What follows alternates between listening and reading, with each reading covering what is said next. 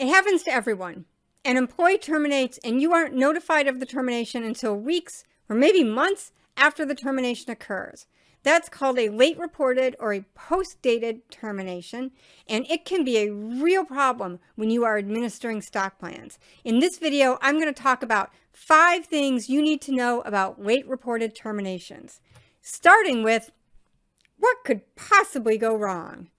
In that gap between when the termination occurs and when you are notified of the termination, there are 3 things that could go wrong, that could be a real problem for the company. The first is that the employee could have a vest date occur in their grant, which would allow the employee to acquire shares that they are not legally entitled to. And the second thing that can go wrong is that the end of the post-termination grace period could elapse, which would allow the employee to exercise shares if they have a stock option, would allow them to exercise shares, again, that they are not legally entitled to. And the third thing that can go wrong is that you could have a fiscal period end during that gap. When that occurs, that creates a lot of discrepancies that you have to then track down and explain when you are doing your period end reporting. This is especially a problem if that fiscal period end also coincides with a calendar year end. Second thing to know is that even though you might be very tempted to say, hey, it's just one employee, it's just a few shares, let's just let them keep the shares, you cannot just shrug your shoulders and let the employee keep the shares. For one thing, that can set a very dangerous precedent for the future when employees terminate, particularly if there are disputes over what employees are entitled to in their equity awards. And secondly, under state corporate law and under the terms of your plan, you don't have the authority to make that decision. Third thing to know is that when you record the post-dated termination in your record-keeping system, you're going to want to be able to find it later. So when you record it, you're going to want to flag it in a way that allows you to easily track it down.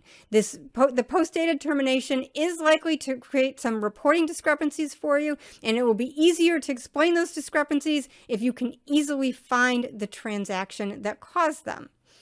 So if your record-keeping system doesn't have a way for you to flag the transaction as you enter it, then you may need to keep a separate list somewhere of all the post-dated terminations that you've entered.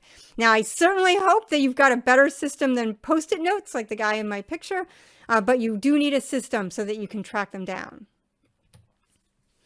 The fourth thing to know is that if an employee has managed to acquire shares that they are not legally entitled to, in most cases, you will need to rescind that transaction and require the employee to surrender those shares to you.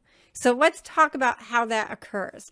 First step in that process is to get your legal department involved and have them draft a communication to the former employee that puts the employee on notice that they have acquired shares that they are not legally entitled to and that they are legally obligated to surrender those shares back to the company. Under the terms of your plan and under the terms of your grant agreement, the employee is not entitled to those shares. And for most of you, the employee was required to sign that grant agreement acknowledging that condition. Which means that under the terms of the grant agreement, you absolutely have a right to require the employee to surrender those shares. The employee should already be aware that they legally are not entitled to those shares. And so that can really help you out when you are trying to convince the employee to surrender the shares to you. So that's the first step, and that's probably the hardest step here. Once you have convinced the employee that they need to surrender the shares to you, the next step is to actually have the employee surrender the shares. At that point, that should be fairly easy. That's just a matter of going to your broker and having your broker return the shares to you out of the employee's account. Assuming, of course, that the shares haven't been sold. If the employee already sold the shares, this all gets a lot trickier.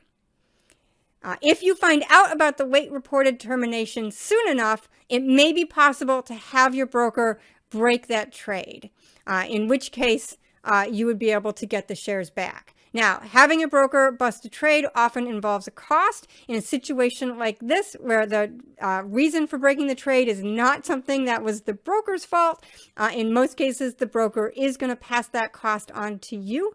And so there can be a real cost to the company for these late reported terminations. In some cases, the employee will have sold the shares and it will be too late to break that trade. When that occurs, one thing you could do is require the employee to go back on the open market and buy the shares back so that he can return them to the company. In some cases, though, that may just not be possible. And in those cases, your only resort will be to actually amend the grant agreement to allow the employee to keep those shares.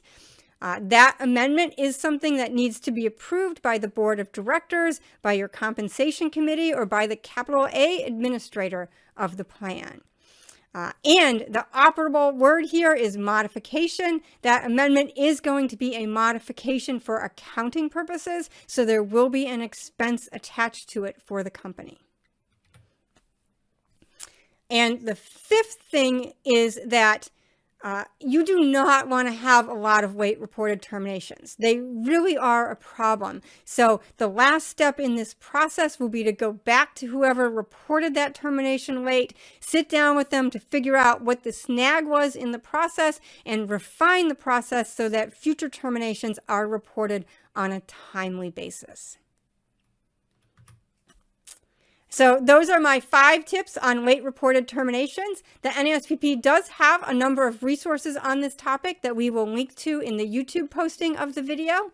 And if you enjoyed my video, please subscribe to our YouTube channel so you're notified when we post new videos. Heck, you know what? Even if you didn't like it, subscribe anyway. You might like the next one. Thanks for watching.